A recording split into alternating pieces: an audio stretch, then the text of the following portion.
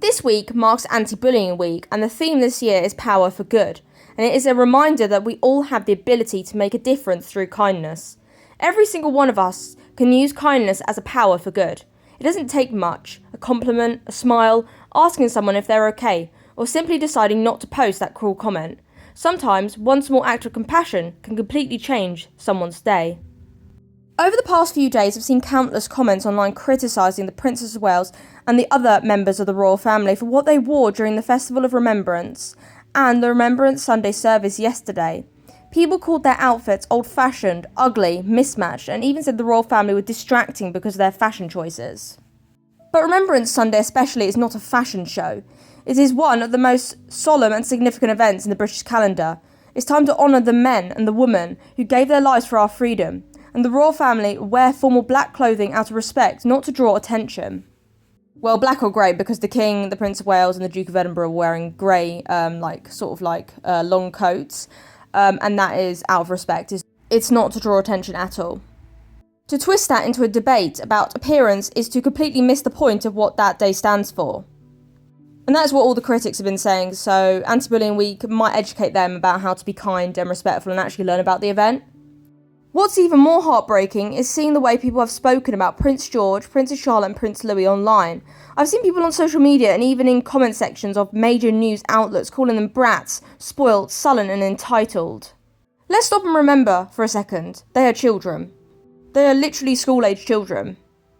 These are young children who are growing up in a world where every facial expression, every photo and every public appearance is dissected and judged by adults who have never met them. That's not fair and that's not right. Now, obviously, some people do dissect the photo because that's what people do with the royal family. It's normal to do that. But if they do it in a positive way where they are not bringing the children down, then that's absolutely fine. I mean, I've done that occasionally.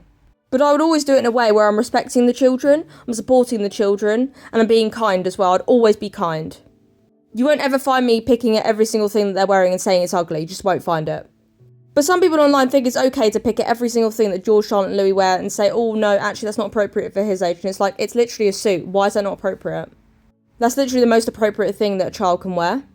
Some people just need to leave them alone. They're literally children. They didn't choose to be born into the royal family. They were born into it. And with that comes immense scrutiny that no child should ever have to face. The truth is, Prince George, Princess Charlotte and Prince Louis are lovely, well-mannered, kind children. People who have met them have said they are polite, friendly and respectful. We've all seen moments of them saying thank you at Christmas services, waving to the crowds and behaving beautifully at events, even long, serious ones that would be hard for any child to sit through. Their parents, the Prince and Princess of Wales, are doing an incredible job giving them as normal a childhood as possible. They attend regular school, they have friends, they play sports, and they are learning about kindness and service just like any other children their age. Alongside that, they're learning maths, English, science and history, just like any other child. The few public appearances they make are carefully chosen, reportedly usually when they've asked to go, or when it's appropriate for them to experience something meaningful, like Trooping the Colour or remembrance festivals.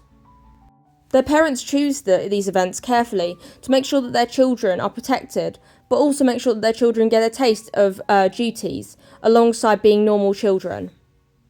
The Prince and Princess of Wales make sure that their children have a perfect balance between private life and public life, where they will, and in public life, they go out and they go to occasional events with their parents, to get a taste of royal duties and get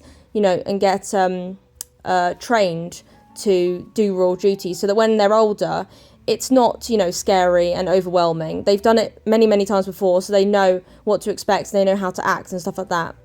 But this is done carefully so it's not overwhelming. Which is why you'll only see the royal children at only a small amount of events.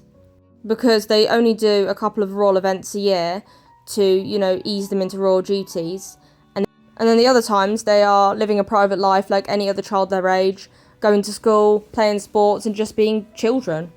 And obviously at royal duties they are still children, but what I'm saying is when they're in the public eye they are basically training for royal duties. But when they're in their private life, they're basically just like any other child their age. Anyway, moving on. At the Festival of Remembrance on Saturday, Prince George sat quietly beside the Princess of Wales, listening and observing. Some online trolls said he looked bored, cross or depressed, But what did the people expect him to do? Smile and wave through a service that's meant to remember the fallen? He behaved exactly as he should have, respectfully, calmly, and with dignity. Remembrance is not a happy occasion. It's emotional, reflective, and sombre. Prince George was there as a 12-year-old boy, sitting through a long and serious service with thousands of eyes and cameras on him. And he handled it incredibly well. That should be praised, not mocked. If he had smiled too much, people would have accused him of not taking it seriously. And if he looked solemn, they accused him of being miserable. He can't win, and that's deeply unfair.